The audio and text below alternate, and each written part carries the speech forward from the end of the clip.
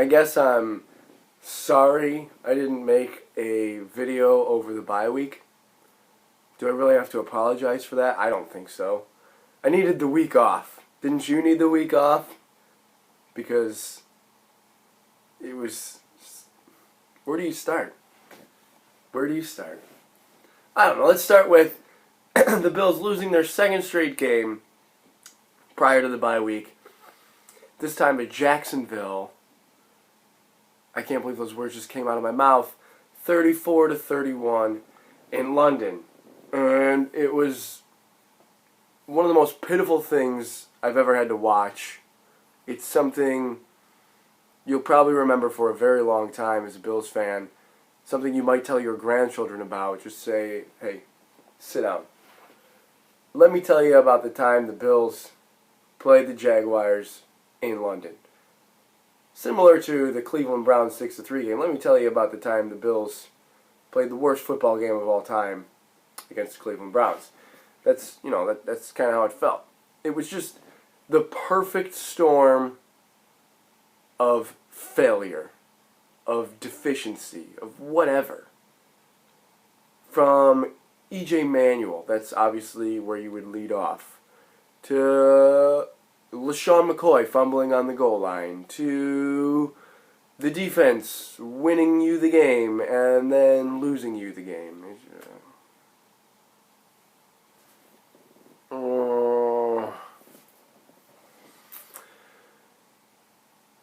Again, I'm not interested in critiquing E.J. Manuel as a thrower. I don't care. He's the backup. He's clearly not the long-term answer. He's clearly not winning the job. He is the backup. And what do you hope to gain from your backup quarterback when he has to play? You hope, A, he doesn't have to play, but B, when he does have to play, you just basically send him out there and say, hey, don't mess this up for us. Don't throw this game away. We can take care of this ourselves. Don't single-handedly screw this up. And what did he do? He single-handedly screwed it up. He imploded in the second quarter. And you know what? For a span of about 5 minutes, maybe 4-3 on the game clock, for 57 other minutes, dude didn't play that bad. Dude played backup quality. But for those 3 to 5 minutes, or less, or whatever, in the second quarter, E.J. Manuel cost the Buffalo Bills potentially a playoff spot. Who knows? He gift-wrapped Jacksonville 17 points. They ended up with 21 because they turned the third one into a touchdown off his second interception. But they pretty much had a field goal right from the get-go. Or they were at least in range, and the defense just allowed T.J. Yeldon to go basically untouched, even though they looked like they had him stop on 3rd and 1 for a loss. Just, oh my God. But EJ fumbles. The very next, gets returned for a touchdown. Literally the very next play, 7 seconds apart, he gets picked sixth, and oh my God. You had to be reacting the same way I did. This is pretty much how I reacted.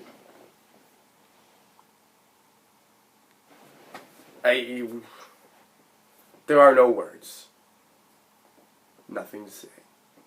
Other than, there's your quarterback giving you the game away. You just have, as a game, you have to get out of there with a win. Some way, somehow, your injuries are undoubtedly an issue for you. But I don't think that's why you lost. Your quarterback, that's sort of why you lost. Your starting quarterback being injured. Probably why you lost, because you had to go to your backup. But you just can't make that excuse there. The Jaguars tried to give the Bills the game. They jumped out to a 27-3 lead. They let the Bills crawl back in. It was 27-13 at halftime. They come out, Jacksonville does, with a 9.5-minute drive, get a goal line, and then a goal line stand by the Bills D. They don't use T.J. Yeldon on the goal line. They completely misuse Yeldon in the second half. They throw a pick six to give the Bills the lead back. Bortles completes only 13 passes. They only have 17 first downs, 35% on 3rd down. Defense played pretty well, for the most part, pretty well. They got a couple sacks, but when they needed it the most, it didn't happen. It was, like I said, the perfect storm of failure.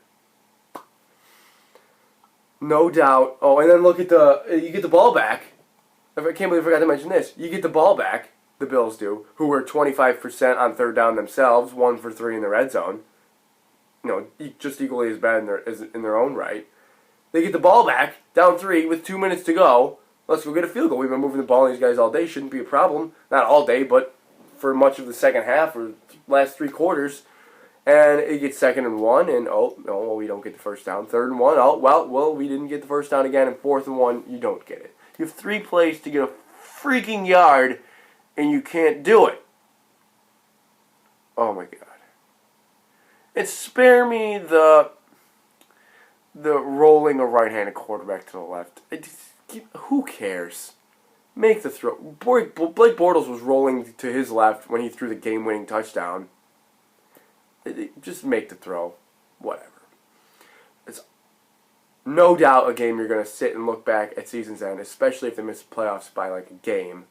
Especially if they finish 8-8 and they needed to get to 9-7 to get in, because here you are feeling that all hope is lost after that game, and then everything sort of goes your way on that Sunday, and then you're sitting there on the bye week, burying the season more or less, or starting to, and then the AFC comes to the rescue, because now the Jets are 4-3, the Raiders are 4-3, the Steelers are 4-4, the Bills are 3-4, Miami's 3-4, KC and Houston are 3-5, and the Jets and Raiders are 1-2 in the wild card right now. So the Bills, here they are with 5 games left against those teams: the Jets twice, Miami, Kansas City, and Houston, and they can jump back into this thing because they're only a game out of it. They have to use the bye week to get healthy, which they did. It looks like they're going to get Tyrod back for sure. Carlos Williams should be back. I'm not sure about Corey Graham, Sammy Watkins, but you're going to get John Miller is going to be there. Seantrell Henderson. LaShawn McCoy's healthier. You're healthier. Let's make a run down the stretch these last 5 games. I know that you have 5 road games in a span of 6 weeks. I don't care. It's not going to be easy. It's not supposed to be easy. Let's go out and let's get it, right? Like, whatever. Here we are. We do this every year. The Bills are 4-3, 3-4, 5-5, whatever. And then we're looking at the schedule like, oh, this is a pretty soft part of our schedule. Maybe we could jump into this thing, and then something bad happens, like we lose to the Oakland Raiders. Did I hit the nail on the head? Nail, meat, head. Thank you. Quick side note about Sammy Watkins and his Instagram posts. Who cares? I know he needs to be smarter than that. That's it. Sammy Watkins needs to be smarter than to answer fans like that. But what kind of loser are you if you're going on your favorite team's best receivers page and just talking smack to him about him being injured? Save that for the opponent. And even then, I'm guilty of it. I've talked crap to Dante Whitner, and I know, I have. But he doesn't play for the Bills. He did play for the Bills. He talks smack about the Bills. I talk smack about him. Like, that's whatever. Sammy Watkins plays for our team. Stop it. Stop. Get all out of their mentions after the games telling them how bad they are or death-threatening EJ. If you are a fan who's not doing that, then don't worry about Sammy Watkins. Because if you weren't talking smack to him on his Instagram or Twitter, he's not talking to you. He's talking to those people. And to those people, what gives you the right to do that? I mean, it's social media. You can hide behind it, however much you want. And it's just, why? Because you've been a fan of the team your whole life, that somehow gives you a free pass to talk crap to a player who's only been here for 20 games or whatever. Let it go. Get over yourself. Let it go. Hopefully he's back, is what I have to say. And then you chanted his name. If you were at the game, the fans were chanting his name at the stadium when he got hurt. And how does this, where does this downfall? It's because he takes his daughter to Disney World. I'm sorry, just kind of blown away by that, but whatever. I'm over it. I'm done. We talked about it. The Bills, they play Miami this week. I'm sure Miami has a sour taste in their mouth after getting beat 41-14 by the Bills in Week 3. That, of course, was with Joe Philbin as their head coach. There's no more Joe Philbin. They have Dan Campbell as their head coach, who is, like, buff. There's just no way you would pick a fight with Dan Campbell. Look at him. I don't buy into this Dan Campbell effect, though. At least it was blowing up on Twitter, like, oh, the Dan Campbell effect. Look at Miami. They beat Tennessee and Houston, and then they get killed by New England. Just, everyone's New England's perpetual whipping boy in the AFC East. Just sit down, guys. We're better than you. The most important thing, I suppose, that would happen in the New England loss would be Juwan James, the right tackle, getting injured, and now he is likely out at least 2 weeks, so he's not going to play against the Bills. And Cameron Wake, who had woken up, who, no pun intended, over the past 2 weeks, is now out for the season with a torn Achilles. He had 7 sacks in 2.5 games, and now I would say that Miami is trending downward a little bit. They're 18th in points per game at 22, and if you, I know this is weird if you don't include their 2 best games, but because of the 2 big wins, their numbers are kind of skewed. In their other 5 games, not including Tennessee-Houston, they haven't scored more than 20 points. That's it. They're 15th in total offense, 352 yards a game, 15th passing football, 17th running the football. Pretty average. Run-of-the-mill, right up the middle. They're still 31st in third down conversion percentage, 27%. They are worst in fourth down conversion percentage, if that makes a difference to anybody, 17%. 24th in turnover differential, -3. 31st in average time of possession, 27 minutes, 43 seconds. 30th in total plays run. Now that number is a little bit skewed because some teams have had to bye, like the Dolphins, and other teams haven't. But the Dolphins are 3rd worst in the league. That includes teams that already have had to bye. So they only run 430 plays. Interestingly enough, Green Bay is below them. Maybe because they score quicker? I don't know. Ryan Tannehill's been sacked 21 times. Like I said, Juwan James is out. So Mario Williams is going to get, what are those guys' names? Dallas Thomas and Jason Fox are advantage Mario Williams.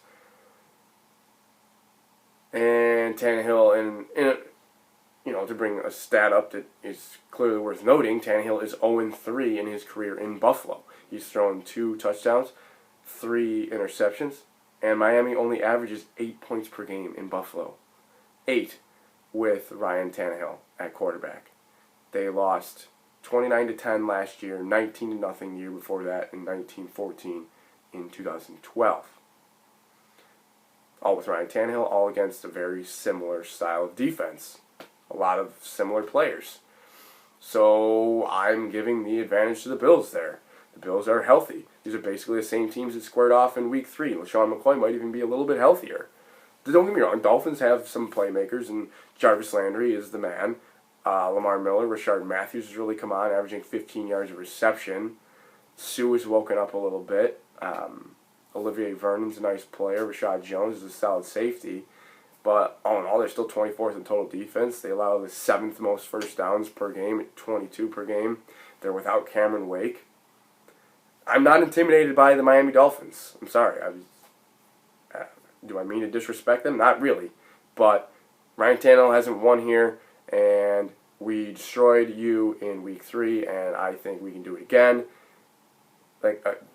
Bring up the 8 points per game thing again. It's, 8 points per game in Buffalo with Tannehill. Okay, so the Bills need to score 10 points.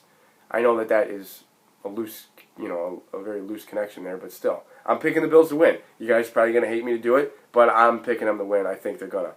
I believe. I'm back on it, guys. You guys should be too. Bills are going to win 23-16 over the Dolphins. Let's go. Let's get back into this. We're going to jump back into it. Probably won't be a video next week because I'm going to New York City to see the Jets game. and it's on Thursday, so I'll be gone all week. But I'm glad you guys came this far in the video, and as always, go Bills.